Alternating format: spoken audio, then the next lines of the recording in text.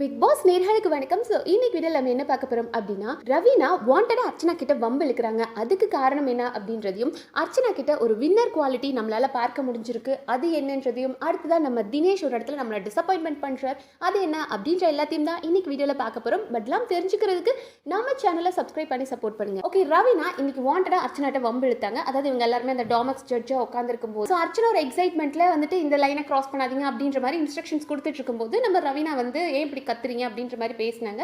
So அது டெஃபினட்டாக வந்து அர்ச்சனாக்கு ஹர்ட் ஆச்சு. ரெண்டு பேத்துக்குள்ளேயும் ஒரு கிளாஷ் வந்தது. ஓகே, ரவீனா எப்படிப்பட்ட கேரக்டர் அப்படின்றத பார்க்கலாம். ஸோ ரவீனா ஒரு குழந்தைத்தனமான ஒரு கேரக்டர். அதாவது நம்ம இனிஷியலாக பார்க்கும்போது அப்படி தான் நினச்சோம். அவங்களோட அப்பியரன்ஸும் ரொம்ப பப்ளியாக, க்யூட்டாக, குட்டியாக, ஒரு குழந்தைத்தனமாக இருக்குது. வீட்டுக்குள்ளே ஒரு பட்டர்ஃப்ளை மாதிரி அவங்கள இனிஷியலாக நான் அப்படின்னு நினச்சேன். பட் போக போக தான் அவங்க எப்படிப்பட்ட ஒரு விஷ குட்டிச்சாத்தான் அப்படின்றது புரிஞ்சது. எல்லா வேலையும் தான் பண்ணாங்க. இங்கே கொஞ்சம் போட்டு கொடுக்குறது, அங்கே கொஞ்சம் போட்டு கொடுக்குறது, ரெண்டு டீம் கிட்டையுமே நல்ல பேர் வாங்குறது, அப்படியே கொஞ்ச நாள் சேவ் ஆகி போகிறது. ஸோ இந்த மாதிரி எல்லா விஷத்தனமும் பண்ண ஆரம்பித்தாங்க. ஸோ அவங்களோட ஒரு வெர்ஷன் அதாவது ரொம்ப குழந்தைத்தனமாக வீட்டில் எந்த வம்புக்கும் போகாமல் எல்லா தப்பும் பண்ணுவாங்க. அதாவது ஒருத்தர் ரெண்டு பேர் சண்டை போடுறாங்க அப்படின்னா சிரிச்சு அவங்கள ட்ரிகர் பண்ணுறது, இல்லை வந்துட்டு சிரிச்சுக்கிட்டே அவங்க ஏதாவது வார்த்தைகள் பேசுறது, இதெல்லாம் பண்ணிட்டு இல்லை நான் விளையாட்டை தான் பண்ணேன் அப்படின்ற அந்த குழந்தைத்தனமான பேச்சு வச்சு சமாளிச்சுட்டு இருந்தாங்க. அது அவங்களோட ஒரு வெர்ஷன். இப்போ அடுத்ததான் வெர்ஷன் 2.0 இருக்கிறாங்க. அந்த வெர்ஷன் எப்படி அப்படின்னா, நான் எல்லாத்துக்கும் வாய்ஸ் அவுட் பண்ணுவேன், நான் வந்து வாண்டடாக ஒரு இடத்துல நான் இருக்கேன்றதை ரெஜிஸ்டர் பண்ணுவேன் அப்படின்ற மாதிரி. இப்போ நம்ம ஜாக்பாட் டாஸ்கில் வந்து 5 ஸ்டார் டாஸ்கில் அவங்களுக்கு வந்து வின் பண்ணணும் அப்படின்றலாம் கிடையாது. நான் என்னோட ப்ரெசன்ஸை கொடுக்கணும் அப்படின்னு நினச்சாங்களே, அதே தான் அவங்க இப்போவும் பண்ணிட்டு இருக்காங்க. ஸோ என்னோட ப்ரெசன்ஸ் அங்கே காமிச்சிக்கணும், ஒவ்வொரு இடத்துலையும் வந்துட்டு நான் ரெஜிஸ்டர் பண்ணணும், அதுக்கு வந்து ஒரு சிக்னேச்சர் ஃபைட் அங்கே எங்கேயும் இருக்கிற மாதிரி அவங்க அதை பார்த்துக்கிறாங்க. ஸோ ரவீனாவை நம்ம பெரிய ஆளாலாம் பேச வேண்டாம், ஜஸ்ட் அந்த குட்டி சத்தம் ஒரு அட்டென்ஷன் சீக் பண்ண ட்ரை பண்ணாங்க, அவ்வளோதான். ரவீனாவை பற்றி அர்ச்சனா நிறைய இடங்களில் இன்னைக்கு கம்ப்ளைண்ட்ஸ் பண்ணிட்டு இருந்தாங்க. லைக் விஜய் வர்மாட்ட, விஷ்ணு கிட்ட, பூர்ணிமாட்ட, இவங்க கிட்டலாம் அவங்க கம்ப்ளைண்ட்ஸ் பண்ணதுக்கான காரணம் என்ன அப்படின்னா, ஸோ டெஃபினட்டாக அவங்க ரவீனாவை அந்த ஜோனில் பார்க்கல. அவள் நம்ம கூட ஃப்ரெண்ட்லியாக இருக்கா, அக்கான்னு சொல்லி நம்ம கூட அந்த ஒரு க்ளோஸாக இருக்கா அப்படின்னு நினச்சவங்க, ரவீனா நம்ம கிட்ட ஏன் இப்படி பிஹேவ் பண்ணுறா, ஒரு சின்ன விஷயத்தை அவ ஏன் இவ்வளோ எலபரேட் பண்ணி பேசுகிறா, நம்ம கிட்ட சின்ன சின்ன விஷயத்தையும் ஒரு ஃபால்ட் கண்டுபிடிச்சி நம்மள எதுமோ குறை சொல்லிக்கிட்டே இருக்காளே, எதுக்கு இதை பண்ணுறா அப்படின்ற வருத்தத்தில் அந்த ஒரு புலம்பலை நம்மளால் பார்க்க முடிஞ்சுது. அண்ட் அடுத்ததாக நம்மளோட அர்ச்சனாவோட அந்த வின்னர் குவாலிட்டி நான் இதில் பார்த்தேன் அப்படின்னா, இப்போ இந்த 75th டே செலிப்ரேஷன் போயிட்டு இருந்தது. அப்போ ஓவரால் ஒவ்வொரு விஷயம் பேசினாங்க. அப்போ நம்ம அர்ச்சனா ஒரு விஷயம் சொன்னாங்க. அதாவது வந்த 2 வீக்ஸ், இனிஷியல் 2 வீக்ஸ் நான் ரொம்ப டவுனாக ஃபீல் பண்ணேன். பட் அதுக்கப்புறம் ஓகே, நான் இப்போ வந்து எல்லாருக்கும் ஃப்ரெண்ட்லியாக இருக்கிறேன். பட் நான் வெளியே எப்படிப்பட்ட பர்சன், அதாவது அர்ச்சனா வெளியே அப்படின்னா ஒரு விஷயம் அவங்களுக்கு செட் ஆகலை அப்படின்னா அந்த இடத்த போவே மாட்டேன். ஒரு செட் ஆஃப் பீப்புள் கூட வந்துட்டு கனெக்ட் ஆக முடியல அப்படின்னா டெஃபினட்டாக அவங்க கிட்ட அகைன் நான் போக மாட்டேன், அந்த இடத்த விட்டு ஓடிடுவேன் அப்படின்னாங்க. அது இங்கே மட்டும் சொல்ல, இதுக்கு முன்னாடி கமல் சார் எபிசோட்லையும் சொன்னாங்க. ஒரு விஷயம் எனக்கு பயம் அப்படின்னா மறுபடியும் நான் அந்த இடத்துக்கு போகவே மாட்டேன், ஆனால் இந்த வீட்டில் அதை நான் கற்றுக்கிட்டேன், இருந்து நம்ம அதை ஃபேஸ் பண்ணி தான் ஆகணுன்றதை நான் கற்றுக்கிட்டேன் அப்படின்ற மாதிரி இந்த இடத்துல நிறைய விஷயங்கள் அப்சர்வ் பண்ணி நான் அதுலேருந்து எப்படி ஃபைட் பண்ணணும், எப்படி பவுன்ஸ் பேக் ஆகணுன்றதை கற்றுக்கிட்டேன். எனக்கு நினச்சி ஹாப்பியாக தான் ஃபீல் பண்ணுறேன். அப்படின் போது கூட நம்மளோட பூர்ணிமா வந்துட்டு அது ஒரு பாய்ஸ்னஸாக பார்த்து, ஓ அவங்க என்னமோ ஹீரோ மாதிரி நம்மள என்னமோ வில்லி மாதிரியும் ப்ரொஜெக்ட் பண்ணுறாளே அப்படின்னாங்க. அது அர்ச்சனோட நேச்சர். அது நம்மள பலருக்கும் இருக்கும். ஒரு சில இடங்கள் வந்து நமக்கு ஒரு இடம் பயம் அப்படின்னா அந்த பயத்தை கண்டு ஓடிக்கிட்டே இருப்போம். எவ்வளோ நாள் ஓட முடியும், அந்த பயத்தை எதிர்த்து நின்னாதான் நம்ம அடுத்த இலக்கு போக முடியும்ன்றதுக்கு அர்ச்சனா ஒரு பெஸ்ட் எக்ஸாம்பிளாக இருக்காங்க. பிகாஸ் அவங்க இனிஷியலாக வரும்போது இந்த புல்லி கேங் அவங்கள அவ்வளோ டார்ச்சர் பண்ணாங்க, அவங்களுக்கு அவ்வளோ ப்ரெஷர் கொடுத்தாங்க, டென்ஷன் ஆக்குனாங்க.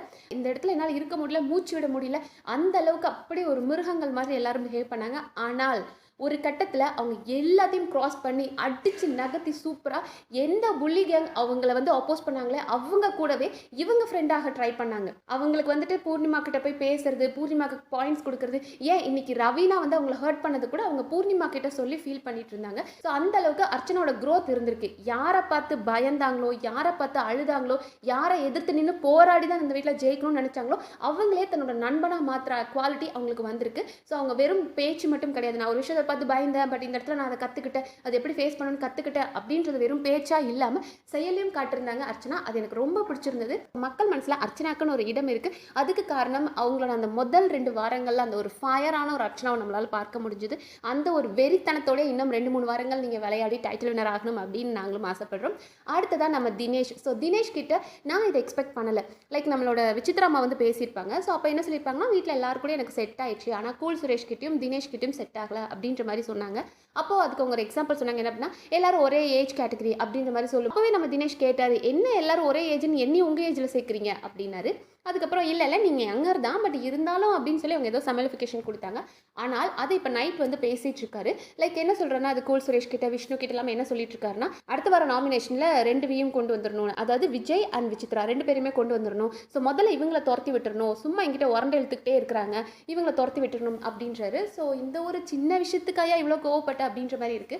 லைக் அவரு சின்ன சின்ன விஷயத்தையும் வந்துட்டு கொஞ்சம் ஓவர் திங்க் பண்றாரோ அப்படின்னு தோணுது. இப்போ நேத்து வந்து அந்த எவிக்ஷன் ப்ராசஸ்ல வந்து அந்த பசில் குடுத்திருந்தாங்க. அந்த பசில் அவர் செட் பண்ணிட்டார். ஃபர்ஸ்ட் அவர் தான் சேவ் பண்ணாங்க.